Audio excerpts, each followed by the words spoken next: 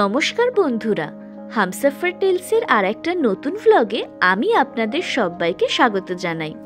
আজ থেকে শুরু হচ্ছে আমাদের বাগবাজার ভ্রমণের প্রথম পর্ব। তাই আজকে আমি আপনাকে নিয়ে যাব এমন একটা জায়গাতে যাকে চিনি আমরা সবাই, কিন্তু তার ইতিহাস সম্পর্কে আমাদের ধারণা কিন্তু খুব কম। তাই চলুন আর দেরি না করে শুরু করে দেওয়া যাক আমাদের আজকের সেই নতুন ভ্লগ। বলরাম মন্দির নামে মন্দির হলেও আদতে এটি ছিল আর 4-5টা সাধারণ গৃহস্থ বাড়ির মতোই একটি বাড়ি। সেই গৃহকর্তার নাম ছিল শ্রী বলরাম বসু। কি করে একজন সাধারণ গৃহস্থ থেকে তিনি হয়ে উঠলেন শ্রী রামকৃষ্ণ পরমহংসদেবের পরম গুণগ্রাহী ভক্ত, এই বাড়ি যেন সেই ইতিহাসেরই সাক্ষ্য বহন করে চলেছে। আসুন আজ আপনাদেরকে ঘুরে দেখাই সেই বলরাম মন্দির। উত্তর কলকাতার একটি বর্ধিষ্ণু বৈষ্ণব পরিবারের সন্তান ছিলেন বলরাম বসু। ছোটবেলা থেকেই তার টান ছিল আধ্যাত্মিকতার প্রতি।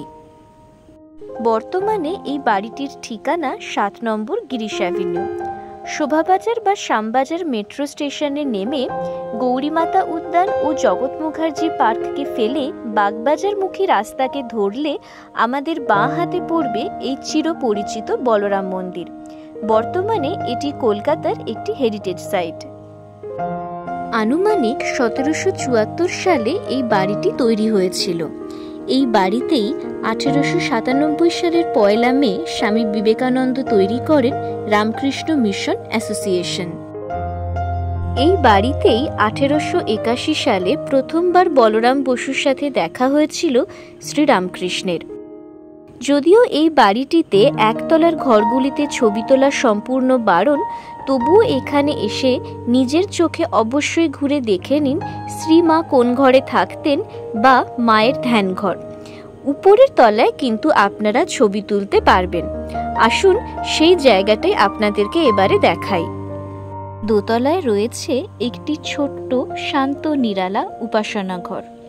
উঁচু উঁচু কড়িবর্গা দেওয়া এই ঘরটিতে দেওয়াল জুড়ে রয়েছে শ্রী রামকৃষ্ণ পরমহংসদেবের প্রিয়তম শিষ্যদের ছবি।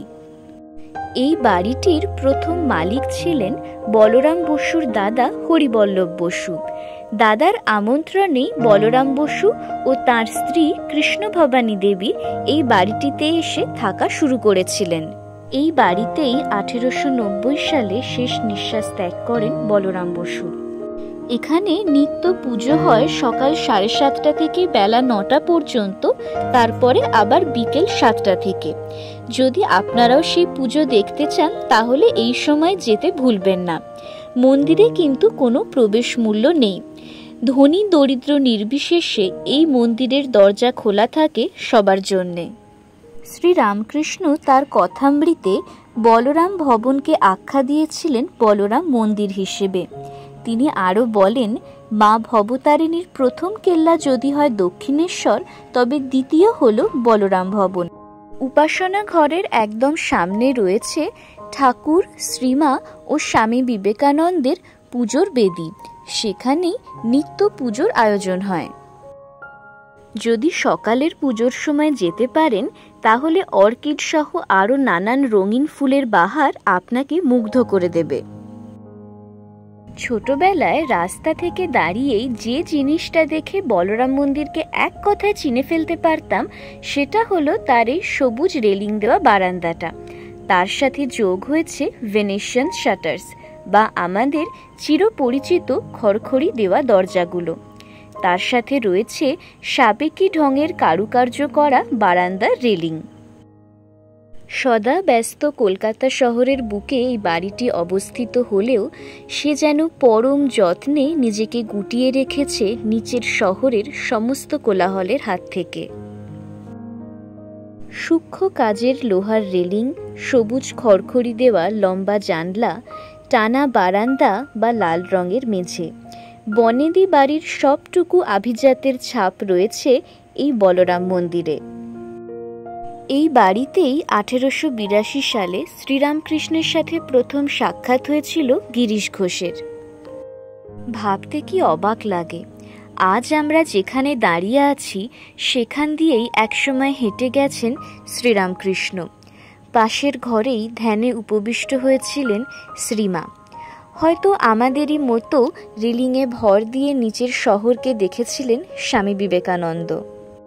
এই বাড়িরই একতলায় রয়েছে একটি ছোট্ট দোকান, যা পরিচালনা করে রামকৃষ্ণ মিশন।